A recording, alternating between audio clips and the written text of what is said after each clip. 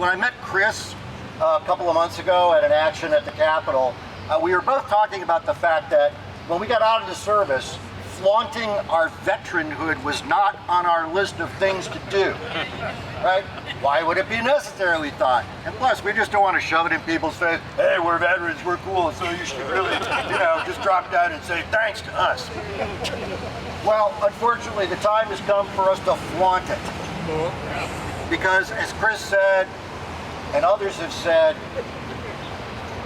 when veterans speak, there's power. Veterans have a mystique. And unfortunately, we need to flaunt it. And we can lead discussions, and we can help people understand, and we can sort of pass on a little bit of the idea, I hope, of the service that we devoted to our country. So I'd like everybody to look around right now. And just look at the people who have come here today, people you know, people you don't know. And this may seem like a small gathering today, but I want you to know that you are not alone. We are not alone. Across this country, right now, at this moment, groups like this are meeting and rallying and speaking and resisting. And right now, in Washington, D.C., on the National Mall, hopefully hundreds of thousands of veterans are gathering to protest what's going on. So we are not alone right now. We're with everybody across this country.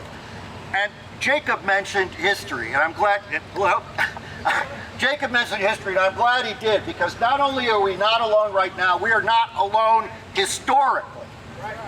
In 1932, a new army moved into Washington, D.C. It was led by a former NCO by the name of Walters. When they arrived in D.C. in June of 1932, they numbered about 1,500 people. They had come to Washington on freight trains. They'd hitchhiked. They'd walked. This was the Bonus Expeditionary Force. Many of you may know them as the Bonus Army. We are today's Bonus Army. All of us here today in Washington, in virtually every state in this country. We are directly connected. Just yesterday, a guy named Noah Daly, who is a staff writer for an online publication called The War Horse, addressed this very fact. Historically, we can trace our roots back to the Bonus Army. If it weren't for the Bonus Army, there wouldn't have been a GI Bill after the Second World War. And Daly goes on to note the formation of the Vietnam Veterans Association in 1978. Founded by a guy named Muller, lieutenant, who was wounded in Vietnam, and when he came home, the VA conditions were appalling, so he organized. Later in the 90s, we've got veterans from the Persian Gulf, the VFW, and the Vietnam Veterans Association all collaborating to make sure that there's new legislation for VA benefits. And today, in 2022, we have the PACT Act. Of course, that's under attack right now, but we have these things, and we need to keep improving them, and certainly we need to maintain the things we've got. We are going to help that effort. We are going to make sure that people know that this is not okay. It's not okay for veterans. It's not okay for anybody. It's not okay for anybody. What do you think's going to happen when 83,000 people are cut from the VA? People have already addressed this. What about the 83,000 people themselves? At least a quarter of them are veterans. That's 83,000 new unemployed people, right? We have to remember those people too. Everyone is sacrificing. But it turns out that research conducted by Common Defense, fully 66% of veterans across the political spectrum oppose these cuts. 66%. 70% approve the use of active duty troops in this silly, stupid birthday party coming up next Saturday. And I hope that instead of that, you go to your local No Kings rally. Which is being put on by Indivisible. It's insane. Most of the people in this country oppose what's going on. It's the majority.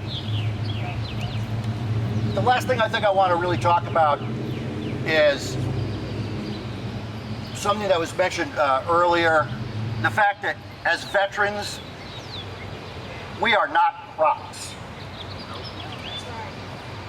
Politicians don't get to drag us out for their events and say that they are with us, that they're our friends, only to put us away and call us losers and take away the very structure that supports us. Now I'm lucky. I'm lucky. I don't have any service-connected disabilities that I know of. I haven't had to avail myself of special services. I had a degree when I enlisted, so I haven't used the education benefits. And I got to talking with somebody who said, you know, well, this no cuts have happened. This is everything's just going to be fine. What are you talking about? Everything is not fine. Everything is not fine right now. And I said, listen, you know, I'm lucky. I don't have to take any benefits, but I'm not out here to argue for my benefits. I'm out here to argue for yours. It's important for me to make sure that my battle buddies, that the people I served with, the people I never known that I served with, get the benefits that they need, get the respect that they need, that they get to participate in this country just like everybody else. So I just want to say thank you all for coming out. Really appreciate it. If you're interested in more information about Common Defense, you can find it at Common Defense US. We're a 200,000 member strong organization representing veterans with progressive political views.